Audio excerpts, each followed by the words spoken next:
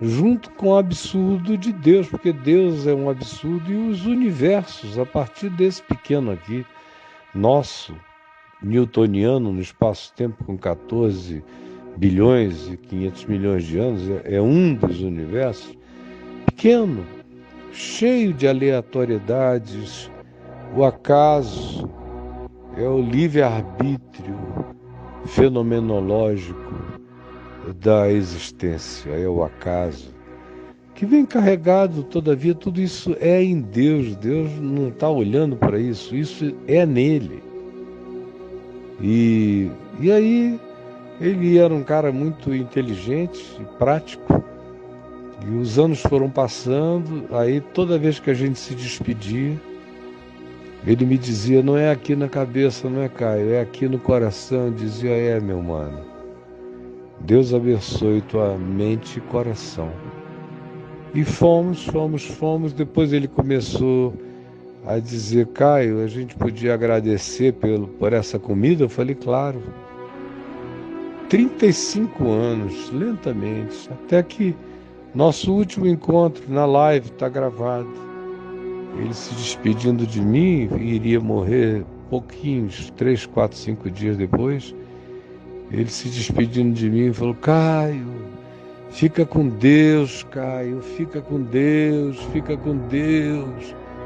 Vocês todos fiquem com Deus, com a mão erguida. Foi e partiu. E eu tenho dificuldade para crer nesta existência, na outra não. Na outra não, meu amigo. Essa aqui é que é dura, essa aqui é que é aonde a gente separa os meninos dos homens, é aqui que os forjamentos são feitos, é aqui na contradição que o amor é possível, o amor cresce, ele se torna fato, é aqui nesse mundo de injustiças que nascem os grandes espíritos, tanto entre os injustiçados quanto entre aqueles que lutam contra a injustiça. Esse planeta é um fomentador de almas e espíritos e de percepções e sensibilidades, é só uma passagem. E é rápida, graças a Deus, ela é curta.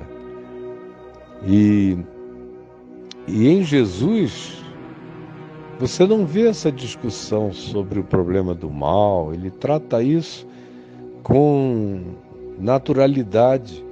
Para ele, é como se uma existência com a configuração da nossa não poderia existir sem dor. Sem dor.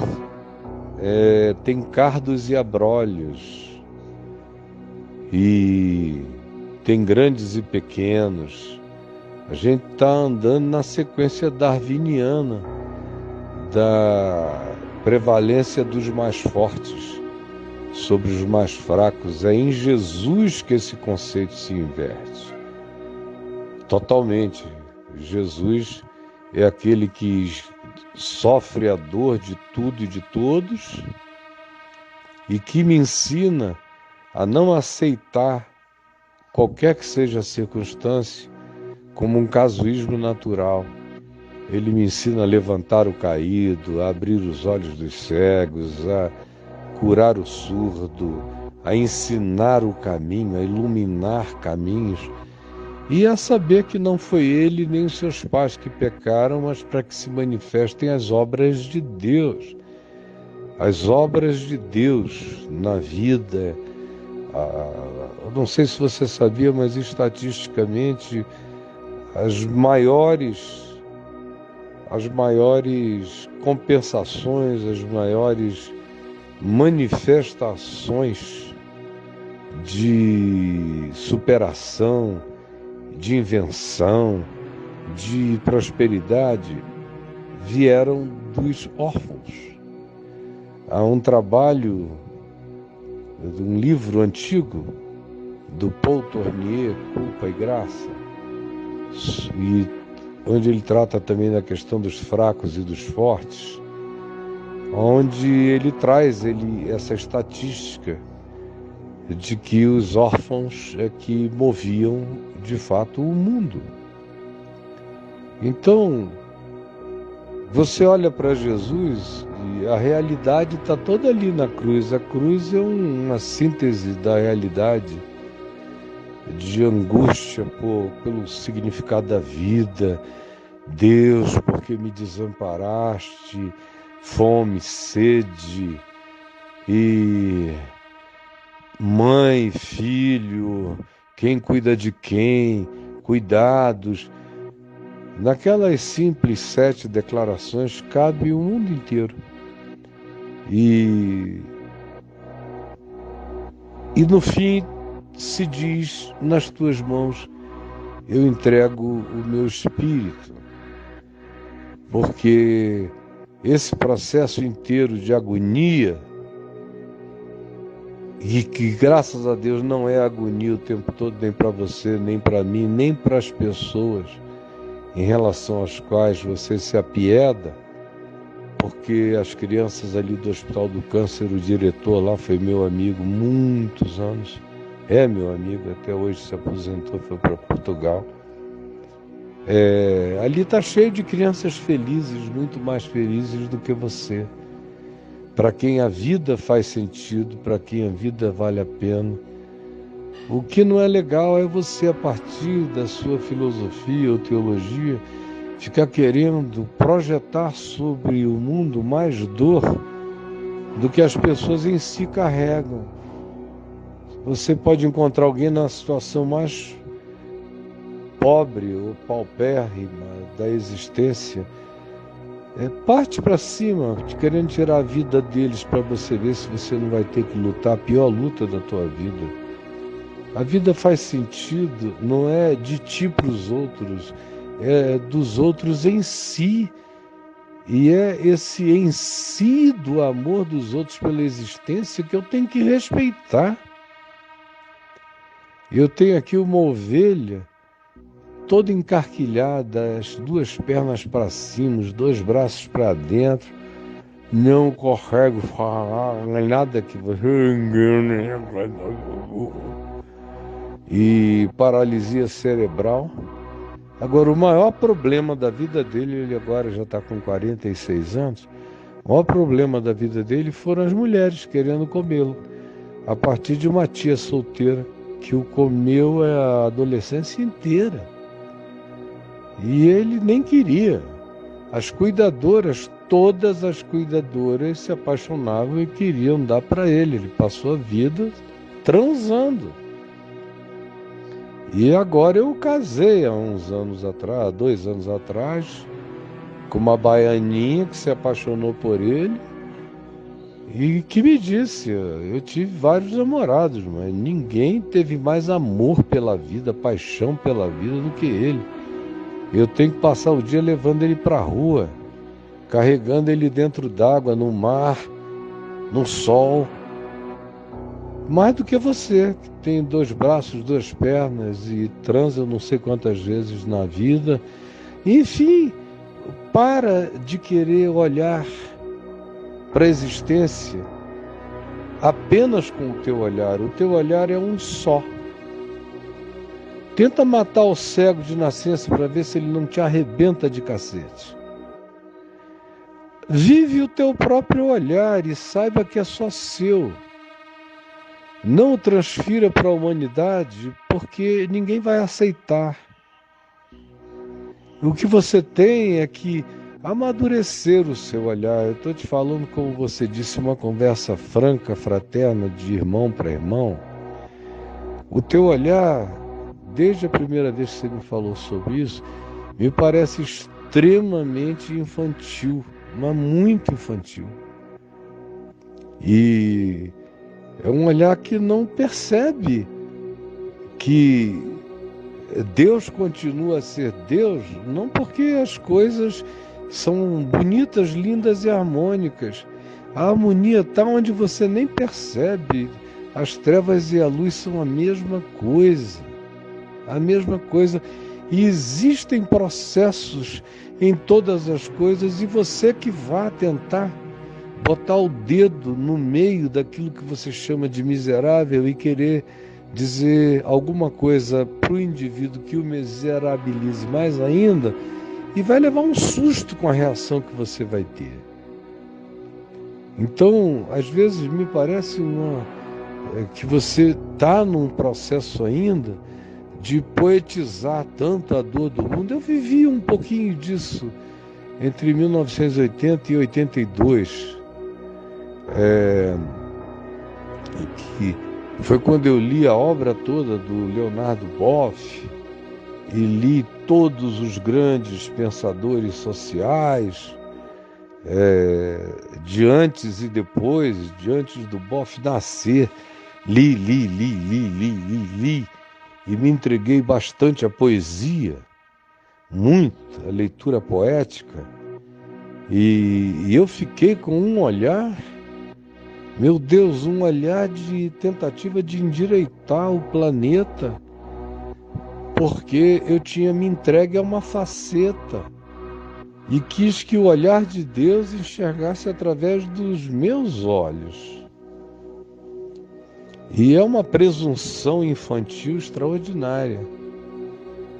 E logo, meu pai me deu um tranco, ele veio de Manaus para o Rio e a gente sentou no jardim da minha casa, eu comecei a falar algumas coisas para ele. Aí ele falou: meu filho, olha aqui para mim, deixa eu te contar algumas histórias para ver se eu te trago para o mundo real outra vez.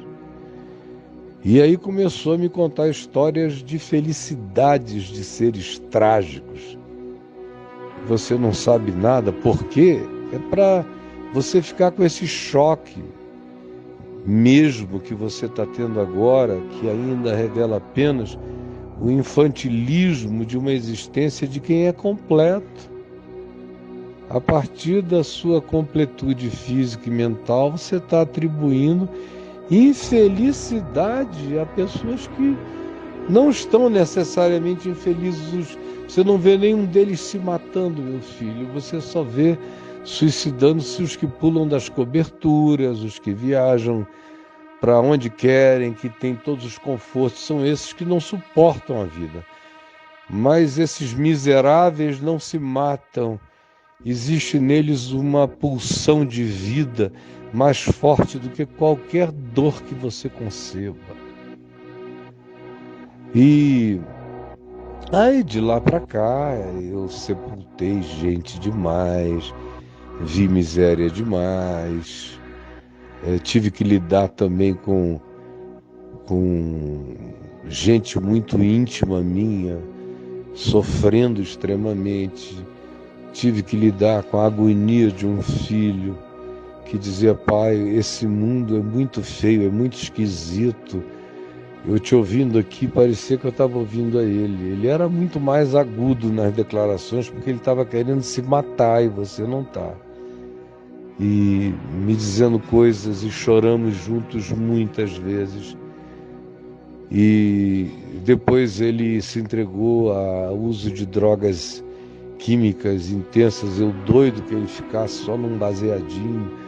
Não, ele foi para tudo que é anfetamina, metanfetamina, anestesia de cavalo, o que você quiser.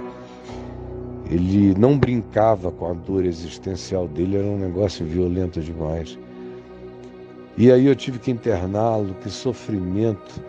Você vê o cara ali chorando: pai, não me faz isso comigo, não faz isso comigo. Isso aí tem uma intensidade de 2 eternidades, meu amigo, você lidar com um negócio desse.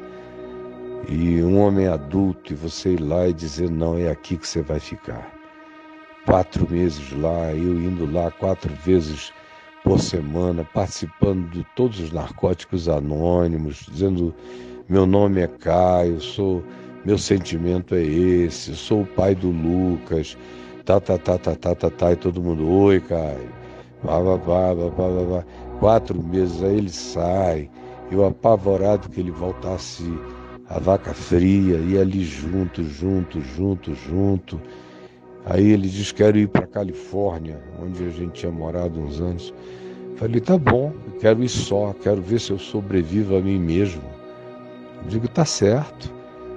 E quanto você precisa? Não quero nada. Foi, se manteve, trabalhou no ateliê, alugou um apartamento, cuidou de si mesmo, não voltou àquelas drogas, fumava lá um baseado e tomava umas biritas normal. E depois voltou, foi morar com o meu filho mais velho, com o Ciro, e ficou 3 anos com o Ciro, normal, faculdade e trabalho, para lá e para cá, era do meu lado, a 300 metros, então ele almoçava e jantava comigo quase todo dia. E até que, indo para uma festa com os irmãos, feliz da vida, na volta fui atropelado por um carro, um BMW, e morreu instantaneamente. E estavam todos os meus filhos lá, de joelho em volta deles, chorando. Aí foram me ligar 4 horas da manhã, e a minha filha caçula sentada na calçada, todos se levantaram, cada um para avisar alguém. Ela ficou sozinha ali do lado do corpo. Aí veio um homem vestido todo de branco, que ela pensou que era um enfermeiro, sentou ao lado dela, falou: eu entendo tudo sobre morte e acidentes, e eu queria te dizer o seguinte: você que amava tanto esse seu irmão, ele nem viu que morreu, ele nem soube que morreu, ele abriu os olhos noutra dimensão, sem nenhuma questão sobre o que ficou para trás. Ele entrou numa outra luz. Aí ela virou para aquele homem e ele falou: é isso que eu quero te dizer, eu vim aqui para te dizer isso. Aí ela curvou a cabeça, chorando e dizendo: muito obrigado, muito obrigado, muito obrigado pela sua consolação. Aí levantou a cabeça, olhou para o lado, não tinha mais ninguém. E ninguém viu esse homem, ninguém. Eles eram 7, só os da família foram os circunstantes, ninguém. 4 horas, 4:30 da manhã. Então, meu filho, sinceramente, a coisa mais opaca que existe é essa existência. A vida eterna é que é vida. Isso aqui é existência na opacidade. Não se distraia com a opacidade. E aonde tem dor, a gente se solidariza. Sobretudo, ao invés de ficar chorando ao lado, a gente cura, a gente estende a mão, a gente oferta, a gente luta contra esse mal sem fazer estatística. O fato é o seguinte: se o mal absoluto estivesse prevalecendo, nós não estaríamos mais aqui. Não estaríamos. É uma injustiça enorme. 2.300 pessoas têm o produto interno bruto correspondente a 60% da humanidade. É uma injustiça que inviabiliza qualquer projeto social humano. No entanto, nós ainda estamos aqui. E nenhum desses 60% gostaria de trocar a vida pela não-vida aqui na Terra. Tem gente que prefere alongar ao máximo a vida que possa, desde que consiga ver o filho todo dia, ou o pai, ou a mãe. A vida é feita de muito mais significados do que dores, lágrimas e gemidos. Então, eu podia ficar falando sobre essas poucas coisas que te falei, sobre centenas e, desculpa, literalmente milhares de outras. Mas não é isso que importa. O que importa é o Sirquis se despedindo de mim ali em Copacabana antes da pandemia, me dando um beijão, ele grandão, aquele polacão, forte, mais velho do que eu, 4 anos, ele com 70, aliás, ele com 69, eu com 65, e aí ele vira, me dá um beijo, vira, vai andando, para e diz: Cai, não é aqui, né? Bate na testa. É aqui, não é? Bate no coração. Eu falei: meu querido, é no coração. E o teu coração, e o meu, e de todos, inclusive, tem uma coisa que só foi descoberta há 30 anos atrás e só veio a ser admitida agora. Porque ninguém queria admitir aquilo. Que o coração tem uma memória privada, particular e bruta. da existência. Ele já tem 40 mil neurônios que têm conexão de sinapse, de resolução, sentimento, independente do cérebro, que hoje são chamados de sensory neurites, e que ficaram comprovados com transplantes. Doadores de coração morreram, doaram coração. Família doou. E os receptores começaram a ter memórias que nunca tiveram, prazeres, gostos, isso e aquilo. Agora, eu li a primeira vez sobre isso há 30 anos. Agora eu tenho acompanhado isso. Já são milhares e milhares e milhares de evidências. O que literalmente mostra que o que Blaise Pascal disse não era só poesia, embora para ele fosse. Mas para mim já não é mais, que o coração tem razões, que a própria razão desconhece. Parece um clichê, mas quando chega na hora de um achado científico desse, muda tudo de significado. Então, desculpe eu ter demorado tanto a dizer essas parcas palavras, que eu sei que não ajudam em nada, porque a única coisa que ajuda é a decisão em fé. Enquanto você não tiver coragem de pular de cabeça no absurdo e descansar no absurdo, você não vai sair dessa. Eu me lembro que eu já ouvi você falar 2 ou 3 vezes no risco da fé. Eu não aposto em nada. Eu pulei de cabeça mesmo no absurdo, abracei o absurdo de tudo, o absurdo desse universo que eu estou aqui. E aí você tem a explicaçãozinha até o Big Bang, mas o Big Bang ainda é de uma complexidade extraordinária. Como é que essa energia toda e massa e espaço e tempo cabiam numa coisa condensada como se fosse uma ervilha? E olha, para ter tudo isso na ervilha, porque a ervilha era tudo isso, então não diminui nada o complexismo da resposta, em nada, problematiza. E esse universo é um absurdo, o que quer que o cerque é um absurdo, o Deus em quem isto é, porque isto aqui é em Deus. Deus mesmo não existe. Deus é.